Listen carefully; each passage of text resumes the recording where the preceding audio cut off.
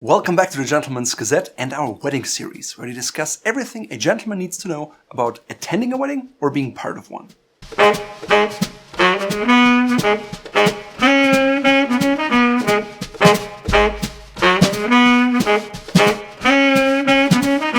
In today's video, we talk about groomsman attire, and basically there are just two scenarios.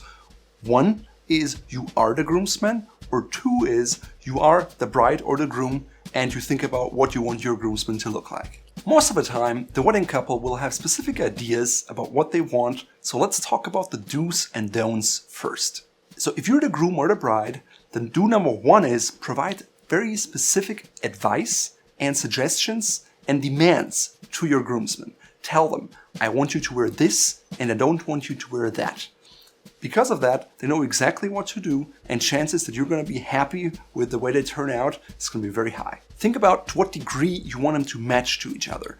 Are they all supposed to wear the exactly same tuxedo, or are you maybe okay with them just having the same bow tie, the same pocket square, or the same vest? For consistency, it makes sense to get the same accessories, and sometimes you can get, for example, a pocket square, so everyone has a white one, all look the same, and you can also give it to them as a groom's gift, so it's like 2 in 1. And in our shop, we offer them with personalized initials, so it's not just a random pocket square, but something that's unique to each individual groomsman. The second do is make sure that the groom is slightly different than all the groomsmen, in the sense that he's elevated. It's the day of the bride and groom, and therefore you want those two to stand out. The bride usually has this wonderful dress, she's beautiful, whereas the groom, sometimes if he wears a tuxedo just like his groomsmen, can easily look the same.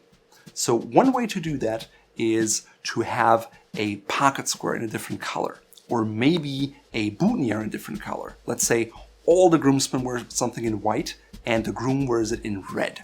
That clearly signals to everyone, this is the groom, and it's just a better way. It's easy for people even from afar to see who he is or who he isn't. 3, do make it an experience. If you have time beforehand, you can take all of your groomsmen and go to a local barber where you can all get a wet shave and enjoy the day together. It's a bonding experience, it's fun, and everyone is gonna be clean shaven at the day. If budget is of no concern to either you or the groomsmen, or if you take care of it, then you can invite them to have, for example, a custom suit made, maybe an online custom suit, but just make it part of an experience, and that way you can ensure everyone wears the things you like, and it's something they can also wear after the wedding, so it's a good investment for them. My number one don't is avoid rentals. I know rentals are really popular for the wedding because if you want to wear a tuxedo, it seems very tempting to spend maybe just $150, $200, or maybe just $100 on an outfit that you otherwise wouldn't wear again. However, usually these suits are made of the cheapest materials.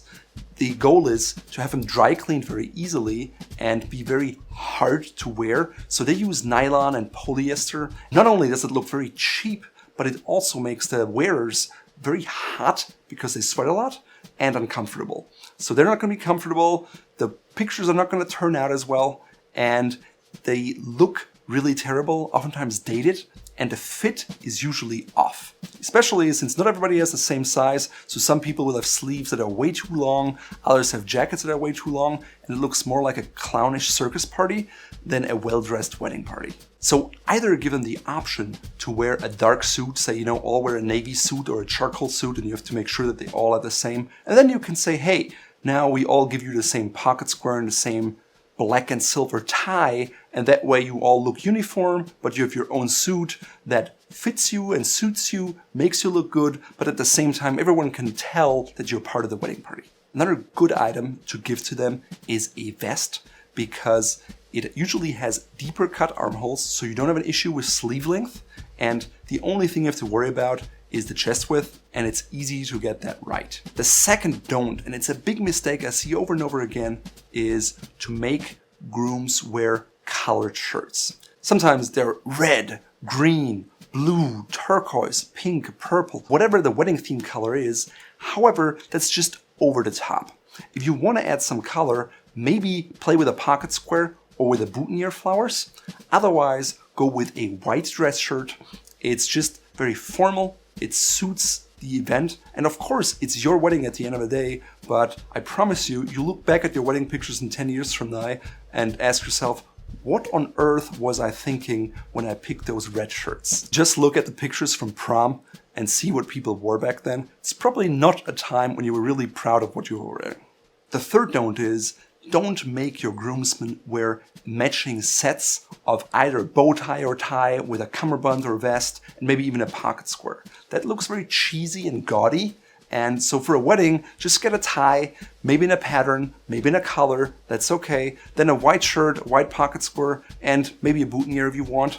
And that's all you need. For a great selection of quality wedding accessories that you can wear outside of weddings as well, please check out our store here. Now let's assume you are the groomsman and you wonder what to wear. Well, your best option is to reach out to the bride and groom and figure out what it is that they want. Since you're part of the wedding party, chances are you know them quite well and you have a good understanding of how formal they are or what kind of wedding it's gonna be. Obviously, you don't want to embarrass yourself and you want to do whatever it is that they want you to wear.